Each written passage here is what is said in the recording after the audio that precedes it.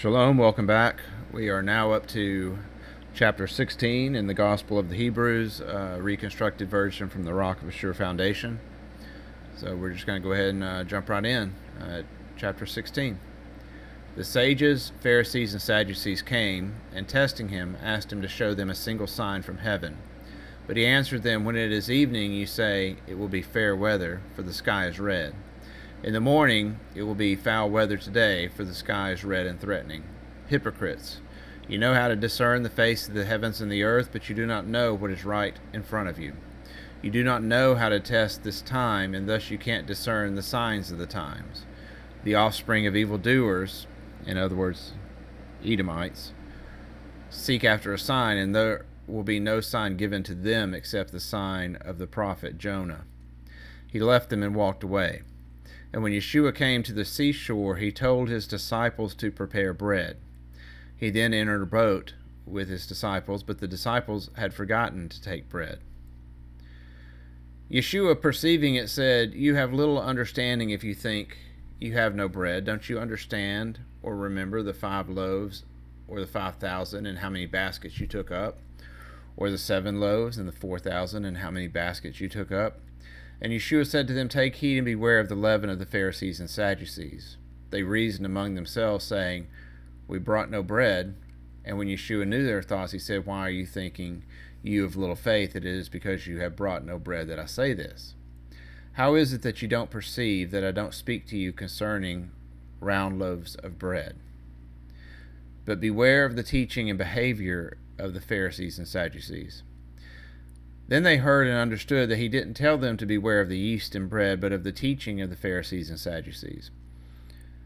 So, perhaps we shouldn't be following after a Pharisee that claimed to be an apostle. Just a thought.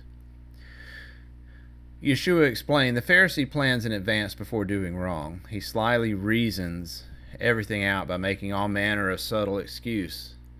Take care that you do not end up suffering the same fate as them, for the wicked of humanity receives judgment not only among the living, but also they undergo punishment and much more torment later.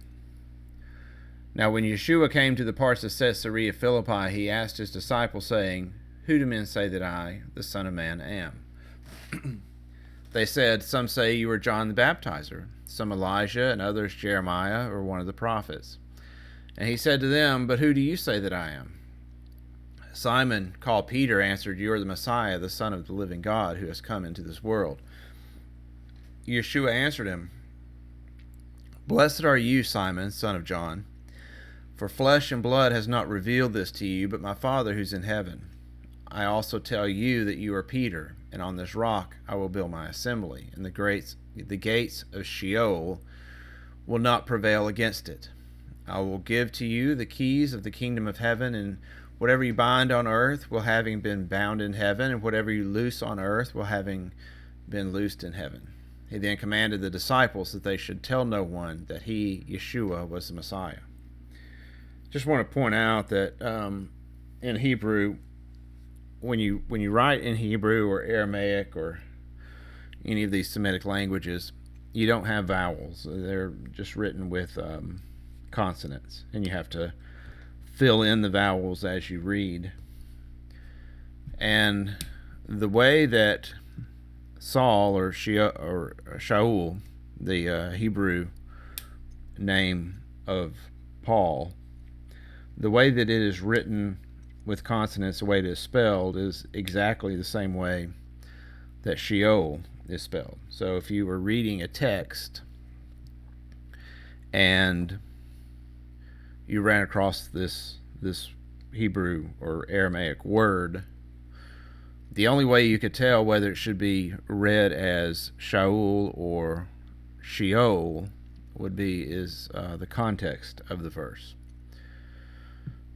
So he's telling Peter that he's the rock, and he built his assembly on Peter.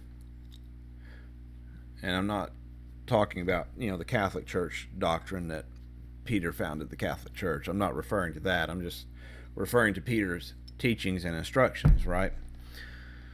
But he says that the gates of Sheol, And the question is the gates of Sheol or the gates of Shaul, the gates of Paul? When you talk about gates in the symbolic language that's used at times in the New Testament, the gate of someone, I believe, is either the authority or the teachings of someone. Yeshua talks about how he's the gate to the sheepfold, and anyone who gets in another way is a trespasser. When right before James is murdered in the decades leading up to the years leading up to the overthrow of Jerusalem, he's set upon the pinnacle of the temple, and they ask him, what is the gate of Jesus? What is this thing that y'all talk about? And I believe he's talking about the teachings and instructions of Yeshua. So the gates or the teachings of Paul, Shaul, will not prevail against it. Up until now, it appears that the gates of Shaul have prevailed, but I see a lot of resistance rising up. A lot of people are waking up to the deception that this so-called apostle pulled over everyone's eyes, and I don't know. I guess it was probably about 10 years ago that I realized that Paul was a false apostle, and over the years, man, now it is so much more widely accepted. Back then, like, I can't remember how many hundreds of followers I lost when I started speaking against Paul. The group I was in at the time more or less ran me out of the group. I mean, they brought this woman whom I believe to have been a witch in to teach Jewish witchcraft, also known as Kabbalah, and she openly opposed me on this issue of Paul, because the Kabbalists, they love Paul. And eventually, in frustration, I just left the group. Like, I wasn't going to be part of that. So, at the time when I took a stand and openly criticized Paul, I lost a bit of following. Of course, I've more than made it up at this point, but it's a lot more acceptable now. It's still not 100% acceptable. You still have some people argue with you, but it's not like it used to be.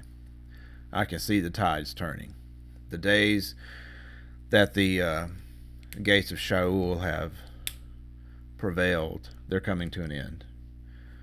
And in the end, we know that Yeshua is going to win.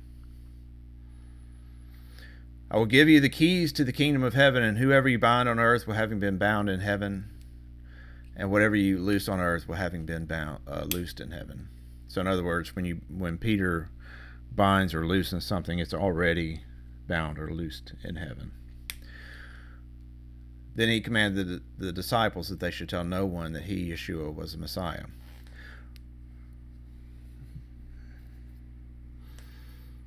From that time, Yeshua began to show his disciples that he must go to Jerusalem and suffer the injustice of many things from the elders, chief priests, and scribes, and be killed, and the third day be raised up.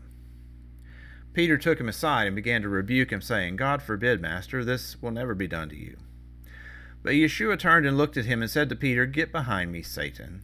You are a stumbling block to me, for you are not setting your mind on the things of God, but on the things of men. Then Yeshua said to his disciples, If anyone desires to come after me, let him reject himself, take up his cross, that is, offer himself up to death, and become a dedicated emulator of me.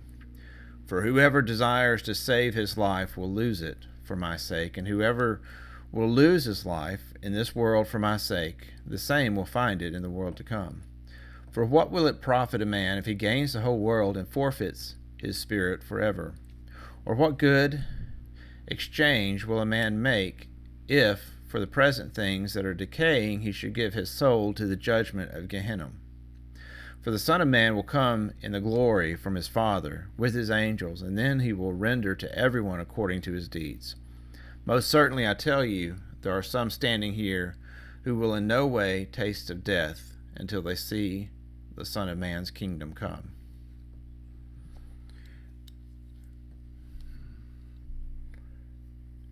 After 6 days, Yeshua took with him Peter, James, and John, his brother, and brought them up into a high mountain where he may pray.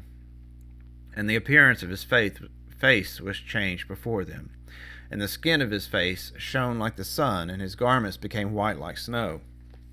Behold, Moses and Elijah appeared to them, talking with him, and they told him all that would happen to him in Jerusalem.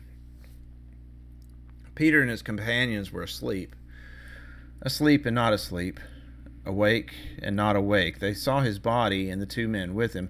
When they went away, Peter said to Yeshua, Master, it is good for us to be here. If you wish, I will make 3 tents here, one for you, one for Moses, and one for Elijah, because he did not know what he was saying.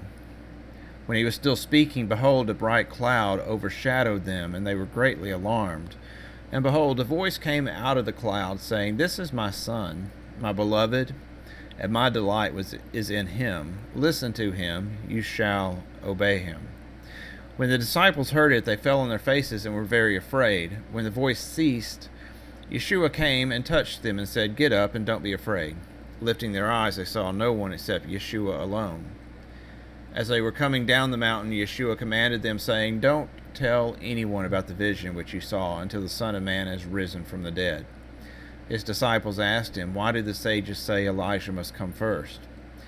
Yeshua answered them, Elijah indeed comes first and will restore all things, but I tell you that Elijah has come already, and they didn't recognize him, but did to him whatever they wanted to. Even so shall they do to the Son of Man. Then the disciples understood that he spoke to them of John the Baptizer. When they came to the multitude, a certain man came to him, kneeling down before him, and said, Master, have mercy on my son, for he is an epileptic, and suffers grievously from an evil spirit. He grinds his teeth and foams at the mouth, and he often falls into the fire, and often into water. And I brought him to your disciples, and they could not cure him. Yeshua answered, Faithless and perverse generation, how long will I be with you? How long will I bear your trouble? Bring him here to me. Yeshua rebuked the demon, and it went out of him, and the boy was cured from that hour. Then the disciples came to Yeshua privately and said, Why weren't we able to cast it out? And he said, Because of the limitation of your unbelief. For most certainly I tell you, if you have within you the faith of a grain of a mustard seed, you shall tell this mountain, Move away from here, and it shall immediately move away, and nothing will be withheld from you. But this kind of demon is overcome only by prayer and fasting. When they were going to Galilee, Yeshua said to them, The Son of Man shall be delivered up into the hands of men, and they will kill him, and the 3rd day he will be raised up. When they had come to Capernaum, the tax collectors that received the drachma came to Peter and said, Your teacher does not follow the custom to pay the drachma. And he said, Yes, certainly. When he came to the house, he approached Yeshua to speak to him, but Yeshua anticipated him, saying, What do you think, Simon? What do you think, Simon? From whom do the kings of the earth receive customs tribute? From their own children or from foreigners? Peter said to him, From foreigners. Yeshua said to him, If so, the children are exempt. But lest we provoke them, go to the sea, cast a baited net, and take up the first fish that comes up. When you have opened its mouth, you will find a stater. Take that and give it to them for us. All right, so we got 2 chapters down. We'll go ahead and take a break here, and we'll come back on chapter 18. Shalom.